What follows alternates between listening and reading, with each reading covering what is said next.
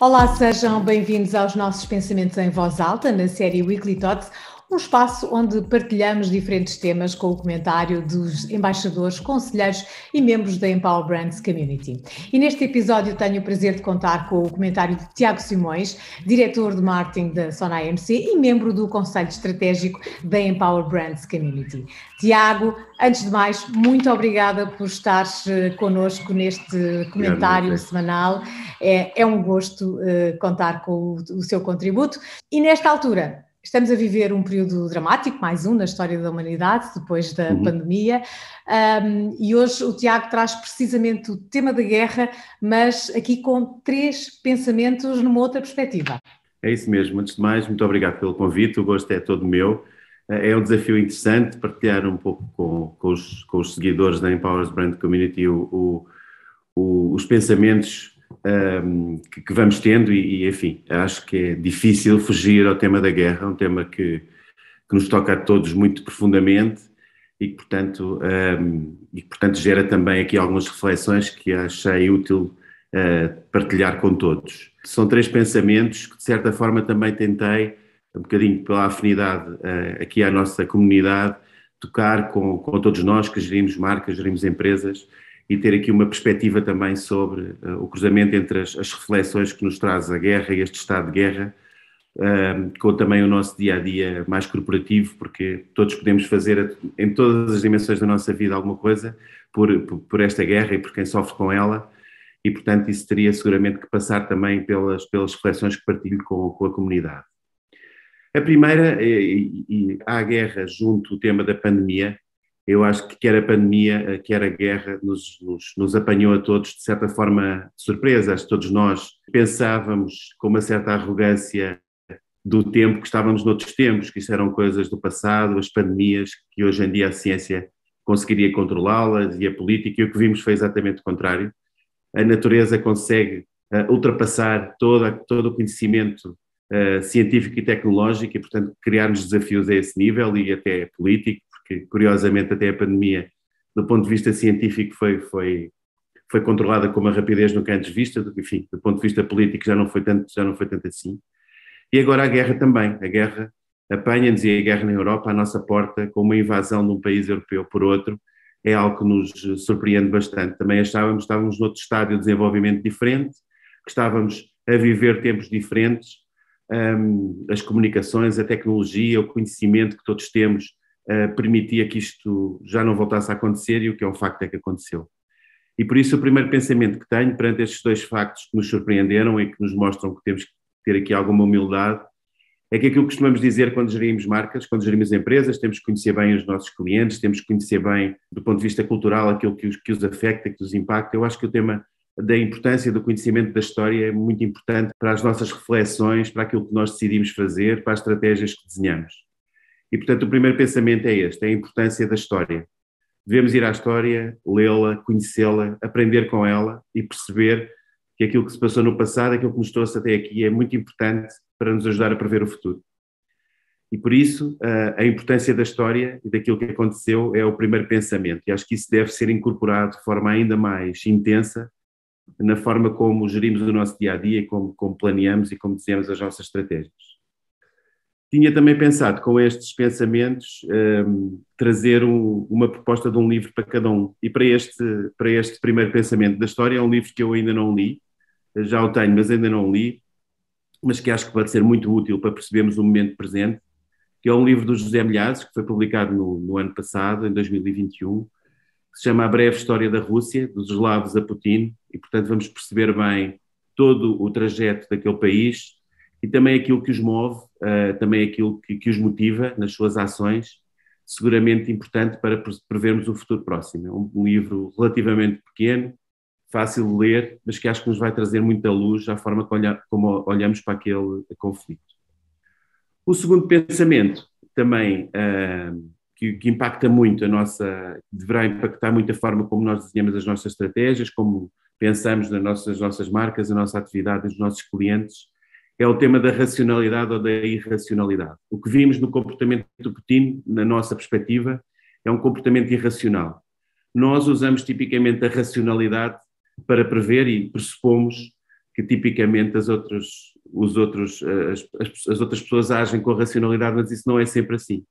E o que vimos é uma atuação na nossa lente irracional por parte do Putin, aliás, até na lente dele, porque também o que temos visto e ouvido é que ele está a conseguir tudo aquilo que não queria, está a conseguir revitalizar a União Europeia, rearmar a NATO e países que não estavam neste registro, como a Alemanha, está a conseguir até criar uma pátria na Ucrânia, não é? Todo este movimento de reação e de resistência une a Ucrânia como provavelmente não aconteceria até aí. Portanto, este comportamento irracional deles está a produzir efeitos que não são o que eles querem, mas para prever mais... Desculpa, Tiago, só interromper, e está a provocar uma convulsão interna também, não é? Porque os russos também estão a manifestar-se cada vez mais. Os russos também resistem, apesar de todo o controle de contexto que ele faz para também promover, ou usando, se calhar, comportamentos mais racionais dos russos, manipular a informação para eles não terem a informação toda. Portanto, toda esta atitude, enfim, de Putin, acho que nos deve também ensinar que a racionalidade não impera em muitos casos e, portanto, quando usamos a racionalidade para desenhar as nossas estratégias, convém, às vezes, pensar de forma mais lateral e perceber que pode haver comportamentos um bocadinho menos racionais. Portanto, a racionalidade nem sempre impera e isso é muito importante também para o nosso dia-a-dia. Neste pensamento, nesta nota, lembrei-me de um livro que li e que gostei muito, que se chama Predictably Irrational, do Dan Ariely, que é um psicólogo comportamental, que nos ensina muitas estratégias e também nos explica de forma muito clara como é que o público e as pessoas no seu dia-a-dia muitas vezes agem de forma previsivelmente irracional. É assim que o livro se chama em português. É um livro muito, muito interessante e que eu acho que aplica aqui à nossa incapacidade de prever as ações do Putin. Ele é realmente previsivelmente irracional da nossa perspectiva. Como última nota, muito importante também, o tema de todos nós individualmente, muitos de nós individualmente estão a agir, estão a contribuir, estão a enviar mantimentos, outros até a ir para a Polónia e para a fronteira para ajudar os refugiados da guerra, mas as marcas também estão a fazer o seu caminho. E acho que isso é muito importante. Enfim, marcas como, por exemplo, a que sou responsável, o Continente, estamos a apoiar a Cruz Vermelha, porque vimos e tivemos a pensar como é que podíamos ajudar e achamos que a forma mais óbvia era ajudar uma organização completamente credível como a Cruz Vermelha, mas não era isso que eu queria sublinhar. Queria sublinhar aquilo que está a acontecer também com marcas à escala mundial, enfim, como a Zara, como o IKEA, como a Apple, como o Netflix, como o Spotify, que estão a bloquear e estão a sair da Rússia, alguns por motivos económicos, mas também muitos, creio eu, porque mais uma vez as marcas percebem que querem estar do lado do bem, querem estar do lado certo da história e, no caso, boicotando o acesso aos serviços a tantos milhões de pessoas como os russos, seguramente também a acelerar o lado bom da história e a tentar forçar para que a população russa se revolte contra o seu ditador, como também disseste, está a acontecer. E, portanto, acho que as marcas, aqui mais do que nunca, muitas vezes isso acontece com donativos ou com movimentos como os que escrevi que estamos a fazer, mas só esta retirada do solo russo, privar os russos dos seus serviços, pelo menos numa lógica racional e pela nossa lente, parece ser uma boa alavanca para que por dentro o regime seja combatido.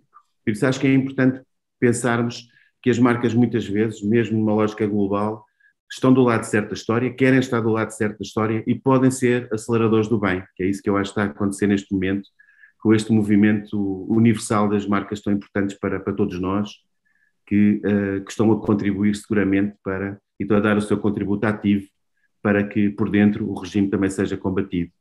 E, portanto, o papel das marcas globais era o terceiro pensamento que eu queria dar sobre a guerra e congratular-me também por isso.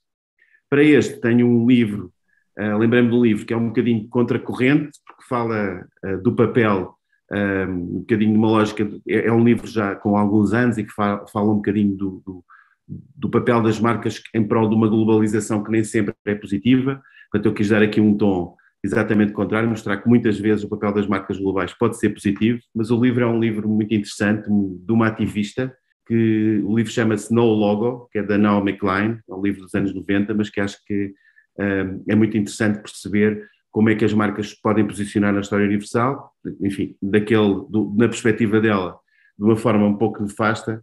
Na minha perspectiva, aquilo que está a acontecer hoje e que estamos a ver de uma forma muito positiva e a acelerar a propagação do bem, que é o que se quer. No fundo, Tiago, as marcas, neste caso, de forma global, a tomar uma posição importante, não é? E, portanto, Exato. Se não houvesse esta globalização destas marcas, se calhar também não havia esta tomada de posição tão firme e não se conseguia também ter este contraponto por parte das próprias marcas nesta história e no meio desta guerra, não é? Tiago, normalmente temos o fecho destes nossos pensamentos com livros, mas tu sugeriste 3 belíssimos livros. Penso que os nossos seguidores, a nossa comunidade, terá aqui muito para se inspirar, para perceber também o contexto atual e para usufruir, enfim, da tua partilha de conhecimento também neste pequenino comentário semanal. Resta-me agradecer, desejar que seja para breve um regresso a estes nossos comentários. Eu conto com isso e espero que tu também gostes de voltar aqui. Obrigado, Maria José. Obrigadíssimo, com certeza. Obrigada, Tiago, e faço-te já o convite também para continuares a acompanhar o nosso Empower Brands Channel e para, obviamente, como os nossos seguidores, estar sempre a par das nossas novidades. Obrigada e até uma próxima. Um beijinho, Tiago. Obrigado.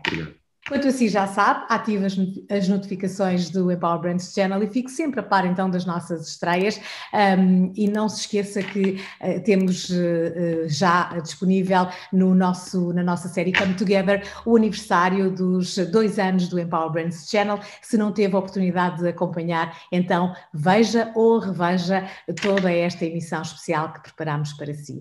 Fique bem e obrigada pela preferência.